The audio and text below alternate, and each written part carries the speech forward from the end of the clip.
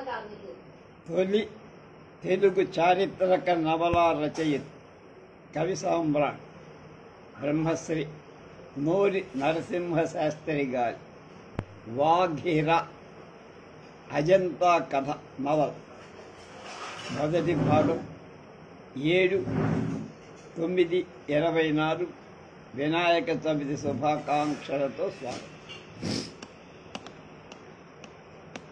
ఈ పుస్తకం రాసి 1955, అంటే అదొక 45, ఇదొక 25, 70 ఏళ్ళు అయింది. అప్పుడు ఆ పుస్తకం ఖరీదు ₹1, దాదాపు 200 పేజీల పుస్తకం. తెనాలి కళ్యాణి ప్రెస్లో ముద్రితమై. ఇప్పుడు ఆయన పరిచయం చెప్తున్నారు మనకి నోరివారు. అజంతా గుహల గురించి ఎన్నో గ్రంథాలు, వ్యాసాలు వచ్చాయి. అందులోని చిత్రాలు విరివిగా కూడా ప్రకటింపబడ్డాయి. అయినా అవన్నీ ప్రత్యేక శ్రద్ధతో చదివే వాళ్ళకే కాదు, సామాన్య జనులకు అందుబాటులో లేవు. పాఠ్య గ్రంథాల్లో వాటిని గూర్చి పాఠాలు కూడా తరచుగా ఉన్న పాఠకులకు, విద్యార్థులకు ఆ గుహలు భిక్షువులకు తక్కువ నిలయాలై జనాలతో కళకళలాడుతుండి సజీవములుగా ఉన్న నాటి స్థితి హృదయానికి హత్తుకొనేటట్లుగా చేయటానికి అవి సమర్థనీయంగా లేవు. ఆ కొరత తీర్చే ఉద్దేశంతోనే నేను ఈ నవల రాశాను అంటున్నారు నోరివారు. అజంతా గుహలలోని చిత్రాల సంగతే చాలామందికి తెలుసు, కానీ అందులోని శిల్ప నైపుణ్యం, మందిర నిర్మాణ వైభవం తెలిసిన వాడు అరుదు. ఆ ప్రదేశం చూసిన వాళ్ళకే కానీ అక్కడి ప్రకృతి సౌందర్యం అవగాహనంక ఆ చోట బహుకాలం అజ్ఞాతంగా ఉండి కొద్ది కాలం కిందట వరకు చేరటానికి ప్రయాణ సౌకర్యం కూడా లేనిది అవటం చేత అది మనుష్య నివాసాలకు అందుబాటుగా లేని చోట ఎక్కడో దూరంగా అడవిలో, కొండలలో ఉంది అనే భావం అందరిలో వ్యాపించదు. కానీ అది నిజం కాదు. ఉత్తర భారతం నుండి దక్షిణాపథం పశ్చిమ భాగానికి వింధ్య పర్వత శ్రేణి రావటానికి అనాదిగా ఉపయోగపడుతున్న రాజ్య మార్గం, నేషనల్ హైవే దగ్గరలే సరిగ్గా ఈ అజంతా గుహారామాలు. అవి భిక్షకులకు, భక్తులకు రాకపోకల కనువుగా, తపస్సులకు ఎలాంటి ధ్యాన భంగం కలగకుండా ఏకాంత రమ్యస్థానంలో నిర్మించబడ్డాయి. ఆ గుహలలో కొన్ని వందల మంది భిక్షువులు ఉండటానికి వీలుంది.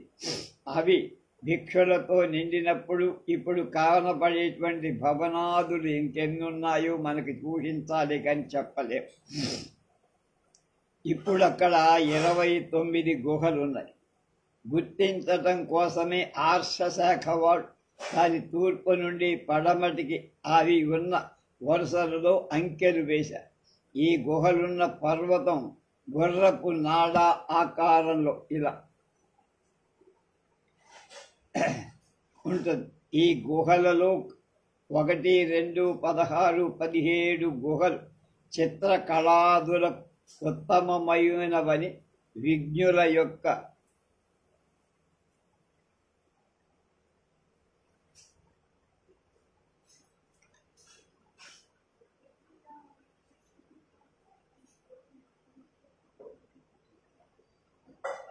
కొండ వంపులో మధ్య భాగంలో 16, 17 గుహలు, క్రీస్తు శకం 6వ శతాబ్దం చివరి భాగంలో తూర్పు చివర ఉన్నటువంటి 1, 2 గుహలు 7వ శతాబ్దం మొదటి భాగంలో తొలువబడి కొండను తొలిచి చేసినవి అని చాలామంది పండితుల సిద్ధం. చిత్రకళ ఉచ్చ దశకు వచ్చిన కాలంలోనే అవి ఏదో ప్రమాదానికి గురై నిర్మానుష్యమైపోయాయి. భారతీయ శిల్ప చిత్రకళ అద్వితీయ స్థాయి అందుకున్న సమయంలో అవి ఆకస్మికంగా అంతరించిన విషాద ఘట్టం ఈ నవలలో నేను చిత్రించడానికి ప్రయత్నిస్తున్నానన్నారు నోరి నరసింహశాస్త్రి గారు. అకాల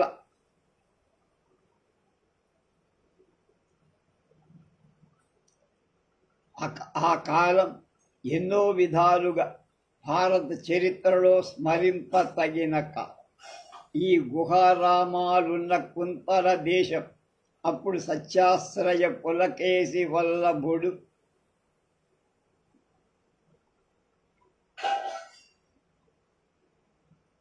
పల్లవ మహేంద్రవర్మను ఓడించి వేంగి రాజ్యాన్ని తన తమ్ముడు తూర్పు చాళుక్యులని పేరు పిలవబడుతున్న రాజుల వంశకర్త అయిన కుబ్జ విష్ణువర్ధనుని రాజప్రతినిధిగా ఉంచారు. తన సోదరుడు హూణులను భరత భూమి నుండి పారద్రోలి చనిపోగా హర్షవర్ధనుడు ఉత్తర భారతదేశం చాలా వరకు ఏకఛత్రాధిపత్యం కిందకి తెచ్చుకున్నాడు. అతడు యోద్ధయే కాక ప్రియదర్శిక, రత్నావళి, నాగానందం అనే ప్రసిద్ధ నాటకం రచించాడు. ప్రియదర్శిక మనం ప్రత్యక్షం చేశాం. హర్ష చరిత్రం కాదంబరి రచించిన భట్టభానుడు మయూరాది కవులను సన్మానించి పోషించిన సహృదయుడు హర్ష చక్రవర్తి. ఆ చక్రవర్తి దక్షిణ దిగ్విజయ యాత్రకై నర్మదా నది దాటానికి ప్రయత్నిస్తే పులకేసి అతన్ని అరికట్టి జయించి దక్షిణాపద పరమేశ్వరుడు అని పులకేసి బిరుదు పొంది. ఆ తరువాత కొద్ది కాలానికి పులకేసి శత్రువైన మహేంద్రవర్మ కుమారుడు నరసింహవర్మ పులకేసిని యుద్ధంలో చంపి వాతాపి తగులపెట్టారు. మామల్లపురంలోని ప్రసిద్ధ శిల్పాలు ఆనాటివి. జగత్ప్రసిద్ధుడైనటువంటి చైనా యాత్రికుడు హుయాన్సాంగ్ భారతదేశంలో పర్యటించిన కాలం కూడా ఆరు. ఇది చారిత్రాత్మకమైన నవలగా ఉద్దేశింపకపోయిన రచనలో చరిత్ర విస్మరించలేదు నేను. ఇందులోని పాత్రలలో పులకేసి, కుబ్జ విష్ణువర్ధనుడు, హర్షుడు, అతని దూత మేఖలకుడు చారిత్రక పురుషులే. తక్కిన పాత్రలన్నీ నేను కల్పించా. నర్మదా తీరంలో హర్షవర్ధనుడితో పులకేసి చేసిన యుద్ధం కూడా కథలో అల్లుకొని పోయేట్లుగా చేశాను. ప్రస్తుతం మొదటి గుహ అని పిలువబడుతున్న తూర్పు చివర ఉంది. ఈ కథ ప్రారంభించే నాటికది నిర్మాణం అవుతున్నట్లుగా కథానాయకుని తండ్రి అశోకుడు దాని ప్రధాన శిల్పి అని కల్పించబడింది. రెండవ గుహ అనేది కథ చివర్లో కథానాయకుడైన కొండప నిర్మించినట్టు వర్ణించాను. అధ్యక్షుడైన కుమార శ్రీనాథుడు తపస్సు చేసుకునేది 16వ గుహ అని, అశోకుని గురువు తపస్సు చేసుకున్నది 17వ గుహ అని, అవి మధ్యలో ఉన్నట్లు వర్ణింపబడినందున తద్విధులకు గుర్తింపగలరు. ఈ గుహారామాలని పరీక్షించడానికి కుబ్జ విష్ణువర్ధనుడు తన పటకుటీరం నిర్మించుకున్న ప్రదేశం అవతలి కొండ మీద వ్యూ పాయింట్కు ప్రసిద్ధిగా ఉన్న ప్రదేశం. ఈ గుహల ఉనికి ముందు ఆ ప్రదేశం నుండే సైనికాధికారులు గుర్తించదగింది అవటం చేత నేటి సేనాధిపతులకు ఆనాటి సేనాధిపతులకు సామరస్యం కల్పించబడి మొదటి 2 గుహలలో నల్లరాణి అని ప్రసిద్ధికెక్కిన చిత్రాలు, రెండవ గుహలో ఖడ్గమెత్తి చంపబోతున్న రాజు కాళ్ళు పట్టుకొని నమస్కరిస్తున్న యువతి చిత్రం, కథానాయిక అయిన వాఘిరా చిత్రాలుగా నేను భావించాను అంటున్నారు నోలి. ఆ కాలంలో జరిగిన ప్రసిద్ధ విషయాలు అజంతా గుహా విహార విన్యాసాదులు విస్మరింపక ఈ నవల రచించి ఆ విషయాలన్నీ కథా ప్రవాహంలో లీనమైనట్లుగా కల్పింపబడినవే కాని బలవంతంగా ఎక్కడో తెచ్చిపెట్టినవి కావు. కొండను కోస్తూ వాఘిరా నది ప్రవహించి తపతీ నదిలో కలుస్తాం. కథానాయిక తపతి, ఇవన్నీ తపతీ నది, దానికి నర్మదకి ఉపదేశం.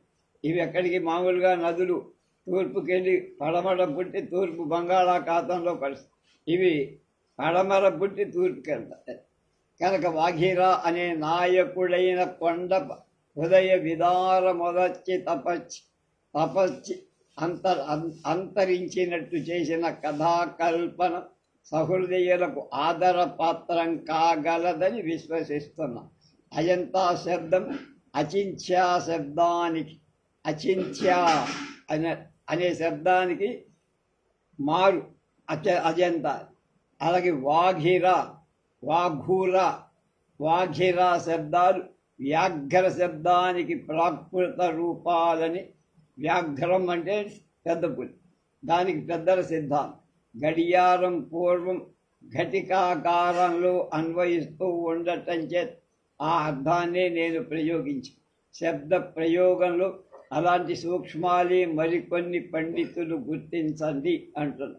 ఈ నవల రచించి వినిపించినప్పుడు శ్రద్ధగా విని అజంతా స్వరూపం కళ్ళకు కట్టినట్టు చిత్రించానని నాకు ధైర్యం చెప్పి అమూల్యమైన సూచనలెన్నో చేసిన పూజ్యమిత్రుడు హైదరాబాద్ ఆర్ష శాఖాధ్యక్షులు doctor Puttaparthi Srinivasacharyulu MA PhD గారి నా కృతజ్ఞతాపూర్వక వందనాలు అర్పిస్తున్నా. నారాయణాచార్య గారు శ్రీనివాస. ఈ నవల విద్యార్థులకు, సామాన్య పాఠక లోకానికి అజంతా సంఘారాము జీవదశ హృదయాలలో కొంతవరకై హత్తుకునేట్లుగా చెయ్యగలిగితే నా ప్రయత్నం కృతార్థమైనట్లుగా భావిస్తానని ఒక నమస్కార బాణం వేశారు నోరి నరసింహశాస్త్రి గారు. రేపల్లలో 24/12/1955 రాసిన ఇది అన్నమాట ముందు మాట. ఇప్పుడు వాఘీర మొదలు పెట్టారు. వింఝారీ పర్వత శ్రేణిలో, వింధ్య పర్వతాలే వింధ్యారి, ఉన్న అజంతా పర్వతాన్ని రెండుగా చీలుస్తూ వాఘీరా నది వేగంగా ప్రవహిస్తోంది. అది ఎట్లా అంటే అలా ఎన్ని వేల సంవత్సరాల నుండి ఆ పర్వతాన్ని కోస్తోందో ఎవరికీ తెలియదు. వర్షత్తు వేళల్లో చూసే వాళ్ళకి అది కొండల మీద నుంచి కిందకి దుముకుతున్న పెద్ద వ్యాఘ్రంలాగా, పెద్ద పుల్లాగా ఆ చుట్టుపక్కల పర్వత ప్రదేశమంతా పెరిగిన పచ్చికతో, లతా గుల్మాలతో, వృక్షాలతో హరిత వర్ణాన్ని, పసుపుదనాన్ని అంటే ఆకుపచ్చదనాన్ని తాల్చి భీషణ మనోజ్ఞంగా కనపడు. ఆ పర్వతారణ్య మధ్యలో ఆ నది చేసే ప్రవాహ ధ్వని పులి గాండ్రింపులాగా ఉంటుంది. వెలుగు నీడలు పడి దాని కెరటాలు బెబ్బులి చారలను అనుకరిస్తాయి.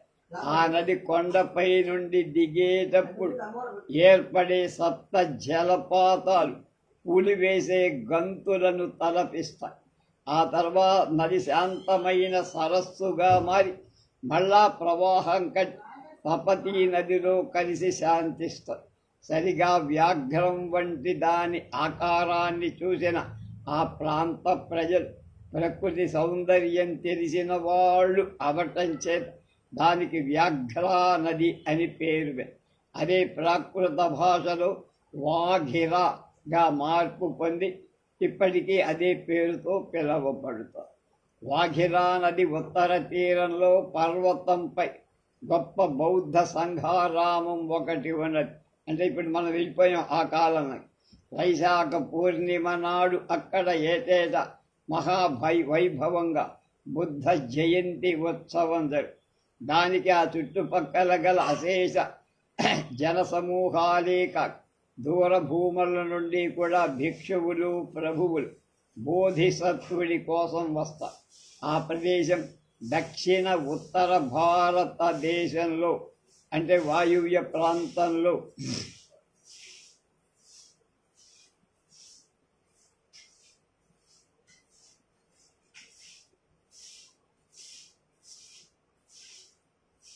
దక్షిణ ఉత్తరం అంటే వాయువ్య ఆగ్నేయ ప్రాంతంలో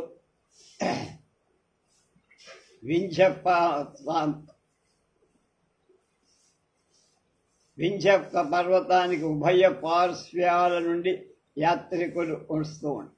ఆ సంవత్సరం ఉత్సవం అయిపోయింది, కానీ దాని సందడి ఇంకా పూర్తిగా అణగిపోల. జనసమూహాలు వచ్చి పోవటంతో అక్కడ చేరిన చెత్తా చెదారం ఇంకా శుభ్రం కాల. కొన్ని పందిర్లు ఇంకా విప్పుతూనే ఉన్నారు. వాటిని అలంకరించటానికి కట్టిన చిత్రితాలైన వితాన వస్త్రములు యవనిక పటాలు ఇంకా పోగులుగా పడి ఉన్నాయి. అవి కొన్ని సంఘారామాలకు చెందినవి, కొన్ని శ్రేణీపతులవి, కొన్ని చిత్రకారులవి. ఎవరి వాళ్ళు ఎవరికి తీసుకెళ్ళా ఇంకా అక్కడ ఉన్నాయి. మేము మా ఉయ్యూరు కేసీపీ వాళ్ళు 2 బస్సుల్లో కేసీపీలో చెరుకు పండించే రైతులకు ఉత్తర భారతదేశంలో అంటే ఎక్కడ మహారాష్ట్రలో ఉండేటువంటి కోఆపరేటివ్ పంచదార ఫ్యాక్టరీలన్నీ చూపించటానికి అవగాహన కోసం తీసుకెళ్ళారు. అందులో నేను వెళ్ళా. అది 1900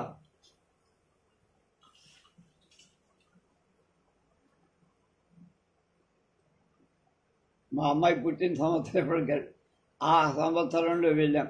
అప్పుడు వాళ్ళు కూడా ఈ అజంతా గుహ ట్రిప్ మాకు వేసి ఆ గుహను చూపించారు. ఆ తర్వాత ఎప్పుడు మా అబ్బాయి ఎల్లోరా గుహలకు తీసుకెళ్ళారు. దూర దేశాల నుండి వచ్చిన అతిథులతో చాలామంది పెద్దలు స్వదేశానికి వెళ్ళిపోయారు. కొందరు ఇంకా ప్రయాణ ప్రయత్నంలో ఉండటంతో వాళ్ళ సేవకులు సందడిగా తిరుగుతున్నారు. వారిలో ప్రభువులు ధనికులే కాక ఏలాపురం నాలంద వంటి సంఘాగ్రామాల నుండి ప్రత్యేకంగా ఆహ్వానింపబడిన భిక్షువులు పండితులు కూడా ఉన్నారు. నృత్యాలు, నాటకాలు, గంధర్వగానాలు, అలాగే విద్యలు, కవిత్వ పాఠవం, చతుష్షష్టి కళలు ప్రదర్శించిన వివిధ వినోదకులు, భాగవతులు, కథకులు ఎందరో వచ్చి వెళ్ళారు. కానీ చెదరువాటుగా ఒకరిచ్చట అక్కడక్కడ ఉండి నిలిచి ఉన్న పెద్దలకు తమ ప్రతిభలను ఇంకా ప్రదర్శిస్తూనే ఉన్నారు. తరివి తీరక అది గ్రీష్మకాలం, వేసవికాలం అవ్వటం చేత క్షీణించి ఉన్న వాఘీరా నది భీషణ మనోజ్ఞంగా గంతులు వేస్తూ సమస్తం చూస్తూనే చూడనట్టు ప్రవహిస్తారు.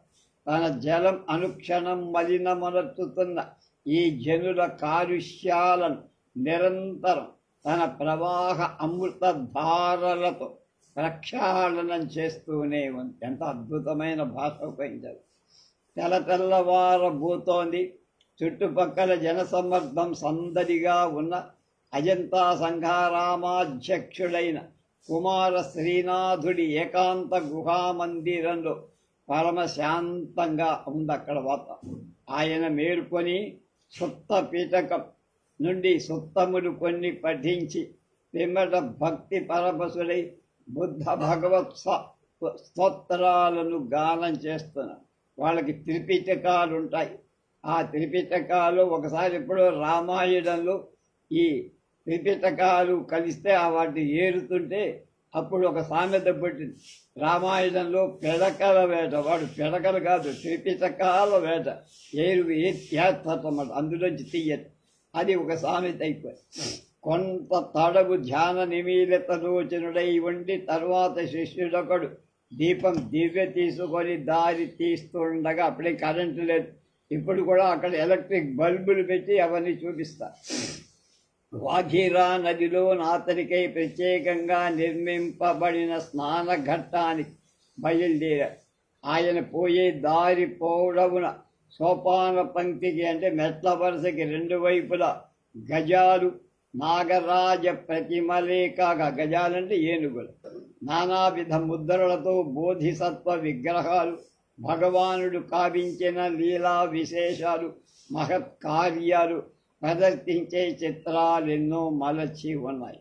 కానీ వాటినాథుడు భక్తి వినమ్రుడై నమస్కరిస్తూ బౌద్ధ ధర్మాతిశయాన్ని ధ్యానిస్తూ శిష్యుడి వెంట పరమశాంతంగా నడుస్తున్నాడు. 25 సంవత్సరాలుగా ఆ మార్గం కుమార శ్రీనాథుడికి పరిచితం అవటం చేత అక్కడ అతనికి తెలియనిటువంటి ఒక అంగుళ ప్రదేశం కూడా లేదంటున్నారు నోరివారు. ఈనాడేమది, అక్కడ అవలోకితేశ్వరుని పాద పద్మాల దగ్గర నల్లని నీడ ఒకటి కొత్తగా కనపడుతోంది. అది కదలుతున్నట్లు కూడా ఉంది. అధ్యక్షుడి ఎడగల భయభక్తులచే ఆ ప్రాంతానికి ఎవ్వరూ ఎలాంటి వస్తువును వారి అనుజ్ఞ లేందే, అంటే ఈయన అనుజ్ఞ లేందే తీసుకురారే. ఎక్కడి నుంచి వచ్చింది? కుమార శ్రీనాథుడు తన మనస్సులో కలిగిన ఆశ్చర్యానికి లోబడక అవలోకితేశ్వరుని సమీపించి నమస్కరించి అతడెంత వలదనుకొని నిగ్రహించుకున్న అతని దృష్టి శ్రవణాలు మనస్సును మాటి మాటికి ఆ కొత్త వస్తువు వంకనే ఆకృష్టమవుతోంది, లాగబట్టు.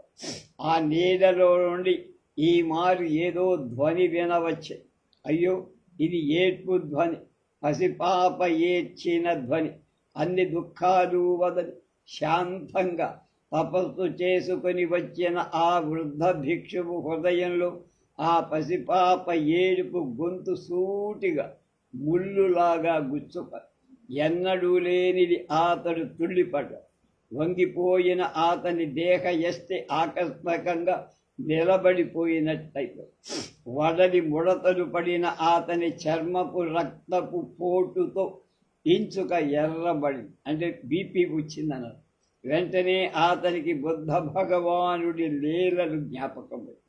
భగవానుడు వైశాఖ పూర్ణిమ నాడు లోక సంగ్రహార్థం సర్వసంగ పరిత్యాగం చేసి పోతూ ఉండగా ఆనాడే తన ధర్మపత్ని యశోధర ప్రథమ పుత్రుని ప్రసవించిందన్న వార్త వచ్చి చివరిసారి ప్రియ భార్యను పుత్రుణ్ణి చూసి పోవాలన్న కోరిక పుట్టి పొరిటింటికి వెళ్ళారు. నిద్రలో యశోధర చిరునవ్వు నవ్వి అది చూసి భగవానుడు మోహముగ్ధుడై భార్యాపుత్రులను చూడకుండా లోకాలన్నీ దద్దరిల్లేటట అన్నాడు. అయ్యో, దుఃఖంలో ఘోషించే మనలను అందరినీ ఉద్ధరింప భగవానుడు బయలుదేరడా. చతుర్దశ భువనాలు ఒక్క పెట్టున గుయ్యి కుయ్యి ఇడినాయంటే బాధపడ్డాయి అన్నాడు. ఆనాడు భగవానుడికి వినిపించిన కుయ్యాలించి అంటాడు పోతన గారు. అది ఆర్తనాదం లాగానే ఈ పసిపాప రోదన కుమార శ్రీనాథుడికి ఇప్పుడు అనిపించింది. ఆ పసికందు రోదన ధ్వనితో దర్శనంతో ఆ మహాస్థవిరుడు పర్వతం అడ్డు తగిలిన ప్రవాహంలాగా ఆకస్మికంగా నిలబడిపోయి ఘటికా యంత్రంలాగా మార్పు లేక 25 నుండి నిత్యం సకాలం ఘటికా యంత్రం అంటే గడియారం సాన కూర్చాలను ఈనాడు అంతరాయం కలిగింది. చిరకాల అభ్యాస వశంతో తొందరపాటు జయించిన ఆ వృద్ధుని నిశ్చల స్థితికి ఇవాళ భంగం కలిగింది. దేహం ఇంచుక కంపించింది, కళ్ళు కొకింత ఆర్ద్రాలైనవి. శిష్యుడేమీ గ్రహించక ముందే ఆ వృద్ధ భిక్షువు వంగి పొత్తులలో చుట్టి ఉన్న ఆ పసిపాప ప్రేమతో చేతుల్లోకి తీసుకున్నారు. అలాంటి సమయంలో అలాంటి అసహాయమైన పసికందులను ఎన్నడూ ఎత్తికొన్నవాడు కాకపోవటంతో చేతులలో నిలవక ఆ పాప తల వెనకకు వాలిపోయి అది చూసి అతడు తొట్టుపాటుతో వెంటనే తన వామహస్తము ఆ పాప తల క్రింద చేర్చి పట్టుకున్నాడు. స్నాన ఘట్టానికి పోవటం మానేసి వెనుతిరిగి తానుండే గంధపుటికి బయలుదేరాడు. శిష్యుడు రిచ్చపోతూ ఆశ్చర్యపోతూ అతన్ని అనుగమించాడు. వారి ఆవేగంతో అప్పుడు ఆ సమీపంలో అయినా పదాల అల్లికెడి నిర్పూట్టును వాళ్ళు వినిపించుకోలే. అక్కడ ఒక పదాల సవ్వడి వినపడింది, కానీ వీళ్ళ దృష్టిలో వీళ్ళున్నారు, అదేంటో అర్థం కాదా, వీళ్ళు చూసుకోవాలా, వినిపించు. తన గంధపుటి చేరిన పిమ్మట ఆ పసిపాప దాన్ని ఏం చెయ్యాలో కూడా వాళ్ళకేం తోచదు. అభ్యాసం లేని అతని పట్టువల్ల ఆ పాప ఒత్తిడి కలిగి బాధ అయిందో లేక ఆకలి అయిందో తెలియదు కానీ ఆ గంధకుటి చేరేటప్పటికి పూరు పెట్టి ఏడవటం మొదలుపెట్టింది ఆ పాప. ఆ రోదన ధ్వని కుమారశ్రీ హృదయాంతరం నుండి ఆ గంధకుటి నాపు ఆకూరించి సంఘారామంతటనే కాక చతుర్దశ భువనాలలో ప్రతిధ్వనిస్తూ ఉన్నదా అన్నట్లుగా ఆ దయామయుడి మనస్సు గుర్తొచ్చింది. తత్తరంతో అతడి శిష్యుడికి సంజ్ఞ చేసి తాను పూజాధికారు కూర్చుండే చిత్రాసనం పరిపించి దానిపై ఆ పాపను పడుకోబెట్టాడు. పాప ఒక్క క్షణకాలం ఏడు పాపి మళ్ళా యథాప్రకారంగా ఏడవటం మొదలు. ఏం చెయ్యాలో తోచగా ఆ వృద్ధ భిక్షువు విచారంతో గంధకుటిలో ఇటు అటు కాలు కాలిన పిల్లిలా తిరుగుతారు. 3వ అధ్యాయం. ఈ వార్త సంఘారామమంతటా పుట్టింది. చనువు గల భిక్షువులందరూ ఒకరొక్కరే ఇక్కడికి చేరారు. వారు ఆ పాపను లాలించే ప్రయత్నం చేశారు, కానీ ఎవరి వల్ల కాదు. స్త్రీలు కానీ ఆ పాపను సాకలేరని వాళ్ళందరికీ తెలుసు. ఆ గంధకుటిలో ఆడు పురుగైనా అడుగు పెట్టరాదని ఈ 25 చండశాసనం అక్కడ ఉండటంతో ఎవ్వరు ఆ మాట చెప్పటానికి కూడా సాహసించలే. సంఘారామంలో పనివాడు, శిల్పుడు, చిత్రకారుడు మొదలైన వాళ్ళ నివాస గృహాలు దగ్గరలో ఉన్నాయి. ఇప్పుడిక్కడ ఆ విహారంలో తూర్పు చివర గుహారామం ఒకటి కొత్తగా తులుస్తున్నా. అందులో పనిచేస్తున్న శిల్పుల పాకలు అక్కడికి చాలా దగ్గర.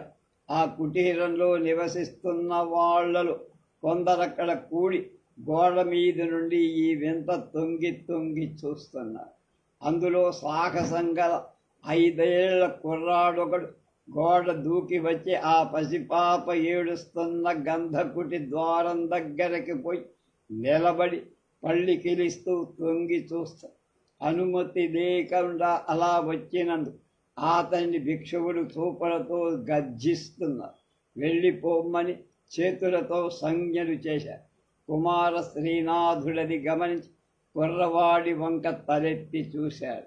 ఆ చిన్నవాడి పెద్ద నోరు, లవైన పెదవులు, బలమైన దవడలు, వేలాడే చెవులు, సూదుల్లాగా సన్నని చిన్న కళ్ళు చిత్రంగా కుమార శ్రీనాథుణ్ణి ఆకర్షించటం చేత ఆ బాలుడిని ఆదరంతో అడిగాడు. నాయనా, నీ పేరేమిటి? కొండప అన్నాడు. నిజమే, భగవానుడి మొదటి శిష్యుడి పేరు కూడా కొండప. అంటే ఎవరు? బుద్ధ భగవాన్.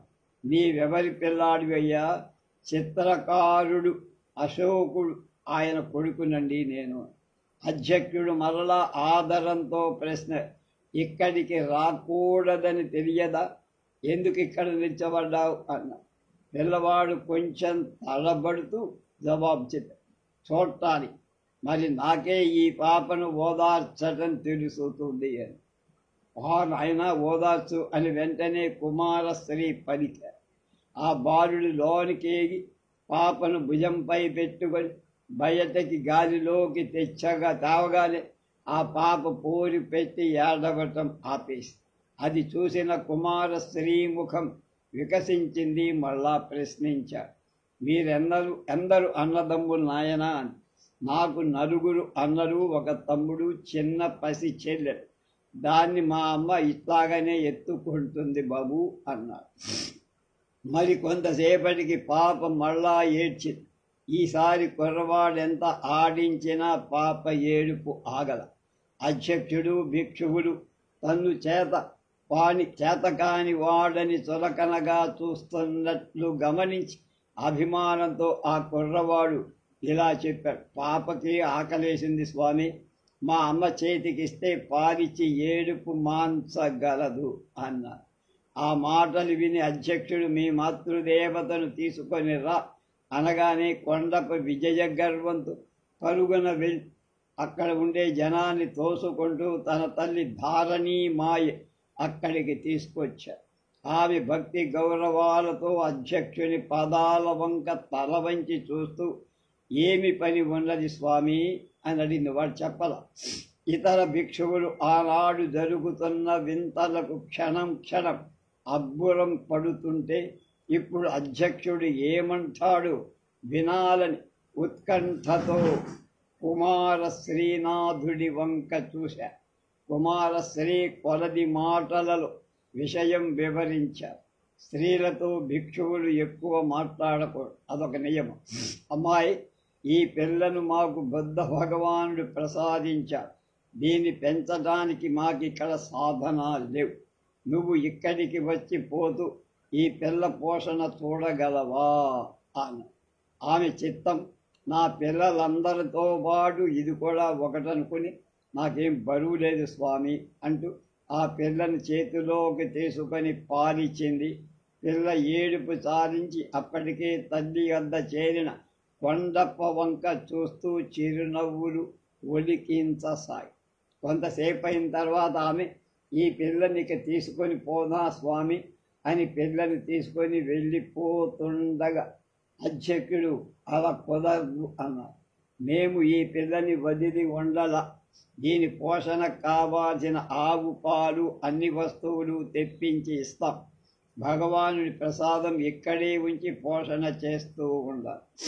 ఆనాడందరూ సెలవు తీసుకొని వెళ్ళిన తరువాత అధ్యక్షుడు ఆ పిల్లకు పడుకోవటానికి మెత్తగా ఉండటానికి మంచం, బట్టలు మొదలైనవన్నీ తెప్పి అది దొరికినప్పుడు చుట్టి ఉన్న పొత్తుల పట్టువలువల్లాగే ఆ పొత్తులలో చూడగా ఒక అమూల్య రత్నాంగుళీయకం అంటే ఉంగరం, దాని చుట్టి ఉన్న భూజ్యపత్రం ఒకటి కనిపించింది.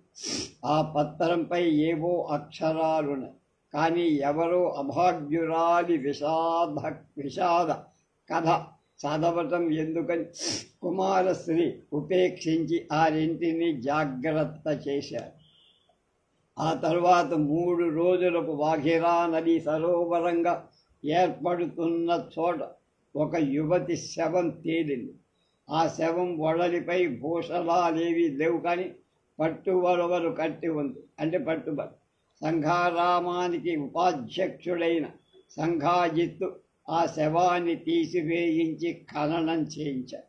అప్పుడు ఆ శవం ఎందరో చూడటానికి వెళ్ళారు. కొండప్ప కూడా వెళ్ళారు.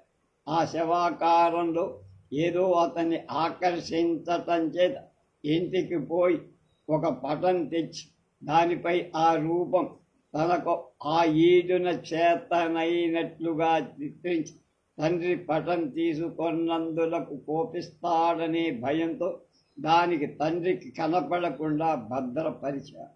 అది అతడు చిత్రించిన ప్రథమ చిత్రమయటం చేత రహస్యంగా అప్పుడప్పుడు పైకి తీసి చూస్తూ ఆనందిస్తూ ఉండేవారు. 4వ అధ్యాయం. ఆ సంఘారామంలో రమారమి 300 మంది భిక్షువులు తపస్సు చేసుకుంటా. వారి పోషణకు 60 గ్రామాలున్నాయి. వాళ్ళందరూ ఏర్పాటు చేసేస్తారు అంత సంఘాలు. సత్యాశ్రయ పులకేసి వల్లభుడి ధర్మ పాలనలు ఆ గ్రామం నుండి రావాల్సిన ఆదాయం సంఘారామానికి చక్కగా ఏ ఏడాదికి ఆ ఏడాది చేరుతారు.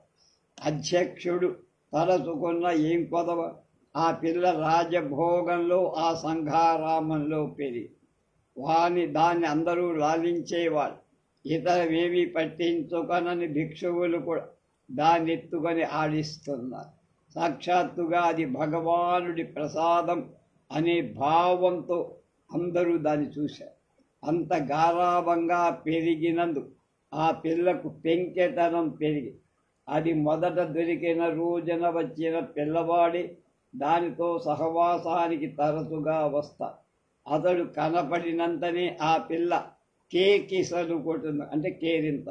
కానీ ఏ కొంచెం కోపం వచ్చినా అది వాడిని చేతులతో కాళ్లతో మర్దిస్తుంది, గోళ్లతో పీకి పళ్ళతో కరుస్తుంది. అది ఏం చేసినా కొండప్ప నవ్వుతూ దాంతో ఆటాడుకుంటాడు. ఆ పిల్ల నడక నేర్చింది. ఒకనాడు కుమార శ్రీనాథుణ్ణి దర్శించడానికి ఎంతోమంది భిక్షువులు వచ్చారు. వారికి ఆ పిల్ల అతడు చూపి భగవానుడి ప్రసాదమని చెప్తే అందరూ కూడా తమ చేతుల్లో తీసుకొని చూశారు. అందులో ఒక భిక్షము తీసుకొన్నంతనే ఆ పిల్లకు ఏం బాధ కలిగిందో అది పూజ్యుడైన అతని చేతులలో నుండి అమర్యాదగా వదిలించుకొని కుమారశ్రీ దగ్గరకు పరిగెత్తుకొని అందుకు అధ్యక్షుడు ఆ పిల్లను శిక్షింపనించి దగ్గరకు వచ్చిన వాణి చేతులు అందుకొనక కోపిస్తున్న చూపులతో అవతలికి పొమ్మని సంజ్ఞ చేశారు. ఆ పిల్ల సందేహించి 3 అడుగులు దూరంగా కొంత తడవు నిలిచిబడి 2-3 మార్లు అవతలికి పొమ్మని కఠినంగా కుమారశ్రీ సంజ్ఞ చేశారు.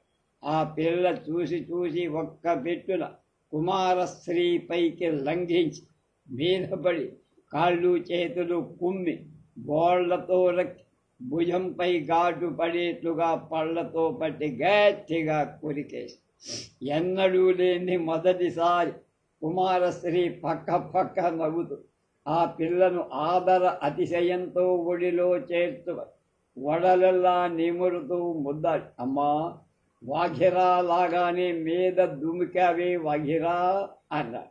అంటే ఆ నదిలాగా నువ్వున్నావు కనుక ఆమె పేరు వాఘిరా అయిపోయి ఆనాటి నుండి ఆ పిల్లకు వాఘిరా వ్యాఘ్రి అంటే ఆడపులి అని నామకరణం చెల్లిపోయి 5 వాఘిరా కంఠం శ్రావ్యమై దాని బుద్ధి మిక్కిలి చురుకై ఎందరో విద్వాంసుల మధ్య పెరిగినందున దానికి సులభంగా చదువు వచ్చింది. దాని వ్రాత ముత్యాల కోపం భిక్షువులు పారాయణ చేసే ధమ్మ పదంలోని సర్గలెన్నో దానికి నోటికి ఆటోమేటిక్గా వచ్చాయి. భిక్షువులు దానిని చేరదీసి తమకు వచ్చిన పద్యాలు పాటలు ఎన్నో నేర్పుతుండగా చాలా త్వరగానే కంఠస్థం చేసేసి సమయాన్ని కనిపెట్టి వారి దానికి ఎన్నో నీతి బోధలు చెప్పారు. కోపం పనికిరాదు, అది మానవులకు శత్రువు, అది జీవులను జన్మచక్రంలోకి లాగుతుంది, పాగే పాశం. ఈ విధంగా వారు దానికి నీతి పాఠాలు చెబుతుంటే అది కొంతవరకు చెప్పి ఆకస్మికంగా మధ్యలో ఆగిపోదు. వాఘిరా దేహం నీల మేఘంలాగా కారు నలుపుగా ఉండి అపూర్వ కాంతితో శోభిల్లి. దాని ముఖం కోల, తీర్చిదిద్దిన ముక్కు, మూతి, చెవులు ఎంతో ఆకర్షకంగా దాని ముఖం అంతటిలో కూడా కళ్ళు విశేష తేజోవంత. ఆలోచిస్తున్న అది కన్నులొక్కసారి పూర్తిగా విప్పి తేరిపార చూస్తే దాని దేహమంతా ఆ కళ్ళ కాంతితో మెరుపు మెరిసినప్పుడు మేఘల్లాగా తడతడలాడుతుంది. నీతి పాఠం మధ్యలో అది అలా ఆగి అలాంటి మెరుపు చూపుతో ఆ భిక్షువు వంక తేరిపార చూస్తుంది. అంతటితో ఆ భిక్షువు నేర్పుతున్న నీతి పాఠం అతని కంఠంలోనే ఆగిపోతుంది, బయటికి రాదు. నువ్వొక్కనాడు కోపించితివే, అతడప్పుడు కోపించనే, అప్పుడు అధ్యక్షుడికే కోపం వచ్చిందే. కోపం అందరికీ సహజం కదా, అది అంత చెడ్డదా? కాక నాకేదైనా కోపం పనికిరా అందా? ఇలాంటి ప్రశ్నలు అడుగుతుంటే వాళ్ళెవరు సమాధానాలు చెప్పేవాడు. కనుక అందరికీ కోపం వస్తుందిగా, నాకు కూడా కోపం వస్తుంది, నన్ను ఆపుతారేమిటి అన్నాడు. ఆ పిల్లకు ఏ పాఠం సులభంగా ఎక్కింపవచ్చునో కానీ నీతి పాఠాలు మాత్రం అంటట్లా. అంటించటే కాదు, చెప్పటం కూడా ఆమె నోటంబడి రాదు. అది తరచుగా అసత్యమాడుతుంది. ఎవరైనా కనిపెట్టి అబద్ధం ఆడరాదని బోధించటానికి ప్రయత్నిస్తే పక్క నవ్వుతారు. ఈ ప్రపంచమే అబద్ధం అనిత్యం కదయ్యా, మీరు అబద్ధాలు ఆడొద్దంటారు అందుకు ఒక మెరుపు చూపుతో అలాంటి భిక్షువులు నిర్వాక్కు చేస్తున్న మాటలు రాకూడదు. దానికి చేయు నీతి బోధలని మధ్యలోనే ఆగిపోదు. ఆ సంఘారామంలో ఎన్నో తీవ్ర నియమాలు ఉన్నాయి. ఒకరు తపస్సు చేసుకునే స్థానానికి ఇంకొకరు వెళ్ళకూడదు. నియమిత వేళలలో తప్ప తమ గంధకుటులు వదిలిపోరాదు. అంటే గుహల్లో ఎక్కువ నవ్వరాదు. రోజుకి మాట్లాడే మాటలు కూడా కొలత ఉంది, ఇన్ని మాటలే మాట్లాడాలి. స్త్రీలతో అస్సలు మాట్లాడాలి. ఆ సామాన్య భిక్షుక నియమాలు కాక భిక్షువుడు సాధన కోసం విశేష నియమాలు పాటించటం కూడా ఉంది. మౌన నియమాలు, ఆహార నియమాలు, విహార నియమాలు, అహింసా నియమాలు, ఇలా ఎన్నో ఉన్నాయి. కానీ వాఘిరా నదిలాగానే వాఘిరా కూడా అన్ని నియమాలను ఉల్లంఘించింది. దానికి వేళ లేదు, పాళ.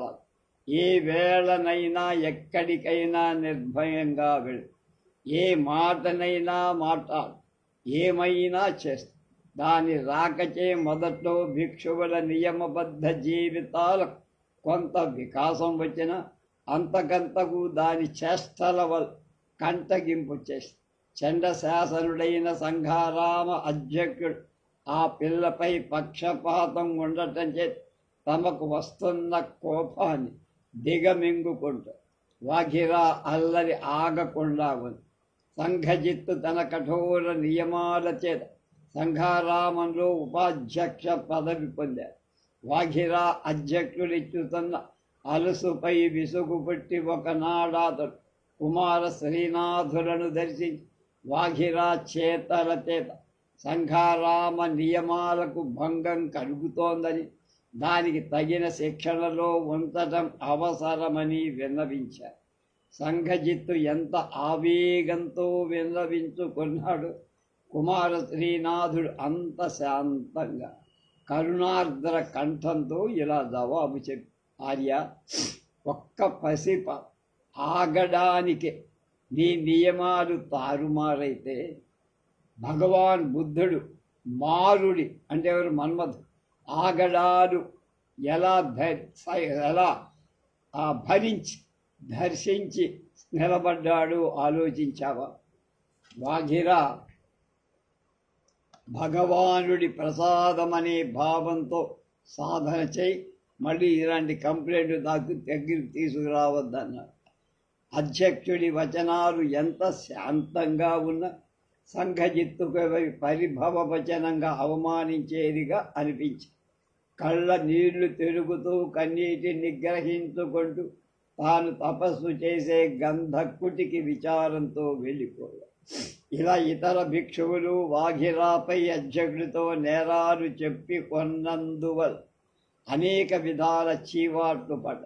కానీ అలాంటి సమయాలు వాఘిర అలాంటి భిక్షువుల వెన్నంటిపోయి అతని కాళ్లపై పడి కన్నీరు కారుస్తూ తన్ను క్షమించమని దీనంగా ప్రార్థిస్తుంది. చూడండి, పారాడాక్స్ అంటారని. అంతటితో ఆ భిక్షువు కూడా నిజంగా ఇది భగవానుడి భిక్షయే అని తన్ను ఓదార్చుకుంట. ఆ పిల్ల కూడా మరలా ఎప్పుడు ఆ భిక్షువులకు నియమ భంగం కలగకుండా జాగ్రత్తగా మెదిగేది. ఇది ఆ భయం లేని పిల్ల. వాఘీరా నది మిక్కి వేగం కల వాగు, దాని ప్రవాహం మధ్యలో ఎన్నో గండశిలలున్నాయి. ఆ ఝరీ ప్రవాహంలో ఆ పిల్ల ఈ వైపు నుండి ఆ వైపుకి తేలిగ్గా ఈదుకొని వెళ్ళిపో. ఆ వైపు మునిగి ఈ వైపుకు తేలుతుంది, మధ్యలో ఎక్కడ కనపడదు. ఆ చుట్టుపక్కల ఎన్నో పర్వతాలు, అరణ్యాలు, ఎలాంటి దుర్గమ శిఖరాన్నైనా అది ఒక ఉడుప పిల్లలాగా శివంగిలాగా ఎక్కి చెర పాకిపోగలరు. ఎలాంటి దుర్గమ అరణ్య మార్గ మధ్యంలోనైనా మేక పిల్లలాగా చొచ్చుకొని నిర్భయంగా పోతుంది. దాని కాటలలో రోజుకు 4-5 గండాలు తప్పుతూ ఉంటాయి. ఏ గండానికి ఆ గండం ఎలా తప్పిందో చూసే వాళ్ళకి వినేవాళ్ళకి అద్భుతమై ఇది భగవానుడి ప్రసాదం అని అధ్యక్షుడి భావంలో అందరూ విశ్వాసం దృఢతరం అయిపోయి ఉంది. ఆ ఆటలు పాటలు సాహస కార్యాలు అన్నిటిలో అశోకపుత్రుడు కొండప దానికి చేదోడు వాదోడుగా ఉంది. ఇవాళ చివరి అధ్యాయం 6. ఆ సంఘారామంలో అప్పటికి ప్రధాన భిక్షువుడు తపస్సు చేసుకోవటానికి పూజకు కొండలో తొలిచిన గుహారామాలు 20 ఉన్నాయి, 27 ఉన్నాయి. అందులో 4 చైత్యగృహాలు దేవాలయాల్లాగా పూజకు ఉపయోగించేవే కానీ భిక్షువులు ఉండటానికి కాదు. మిగిలిన 23 గుహారామాలు భిక్షువులు ఉండటానికి ఉద్దేశించిన విహార గుహా ఆలయం. కానీ వాటిలో కొన్ని అసంపూర్ణంగా నిరుపయోగంగా గుహలన్నిటికీ మధ్య భాగంలో పెద్ద విహార గుహలు 2. అవి అన్నిటిలో వాస్తుకళ, శిల్పం, చిత్రరచన ఎందులో చూసినా సర్వ విధాల మనోహరత్వాన్ని కల్పిస్తాయి. ఆ రెంటిలో తూర్పున ఉన్న గుహావిహారంలో కుమార శ్రీనాథుడు తపస్సు చేసుకుంటాడు. ఆ గుహ ఆరంభానికి ముఖభాగ నిర్మాణం అద్భుతం. దాని గర్భాలయంలో బోధిసత్వ విగ్రహంపై సరిగా ముఖద్వారం నుండి వెలుగు ప్రసరించేటట్లు నిర్మించిన శిల్పి చాతుర్యం చూడటానికి చూపరులకు వేనోళ్ళ అది పొగటానికి వీలైంది. ఎవరు వర్ణించి చెప్పలేదు. ఆ గుహారామాలే కాక సాధకుల భక్తుల నివాసార్థ విద్యాశాలలు, వైద్యశాలలు, ధర్మశాలలు నిర్మించిన భవనాలు ఎన్నో ఉన్నాయి. అయినా అవి అక్కడ భిక్షువులకు చాలటం లేదు. కొంతకాలం నుండి తూర్పు చివర కొత్త గుహారామం ఒకటి తొలవబడుతుంది. ఈ నూతన గుహారామం తాను తపం చేసుకోవడానికి గుహారామం కంటే మనోజ్ఞతరంగా ఉండాలని కుమారశ్రీ ఆశయం. అందులకై దూర దేశాల నుండి శిల్పులను రవించారు. అలా వచ్చిన వారిలో కృష్ణా తీరంలో నాగార్జున కొండ ప్రాంతం నుండి వచ్చిన వాడు కొండప తండ్రి అశోకుడు. అశోకుడి మీదనే ఈ నూతన గుహాలయ నిర్మాణ భారమంతా పెట్టారు. వాఘిరా తన మిత్రులను కొండలు, కోనలు, అలవులు చూపిస్తారు. కొండప దానికి ఈ గుహారామాలలోని శిల్పకళ, చిత్రకళ చూపిస్తారు. వంశ పారంపర్యగా అతనికి శిల్పం, చిత్రకళ అలవడినవి అవటం చేత వాటిలోని సూక్ష్మాలు అతడు ఇలాగ తేలిగ్గా సులభంగా అవగాహన చేసుకొని దాని హృదయానికి హత్తింపచేసి అందరికీ ఆశ్చర్యం కలిగించదు. ఒకానొక చిత్రం ఎదటను విగ్రహం ముందో వాళ్ళిద్దరూ కలిసి కానీ వేరువేరుగా కానీ నిలిచి తదేక ధ్యానంతో చూస్తూ గ్రంథం తదేక నిష్టతో పఠించే శ్రద్ధాడువైన విద్యార్థుల్లాగా దీర్ఘకాలం ఎక్కువ కాలం గడు.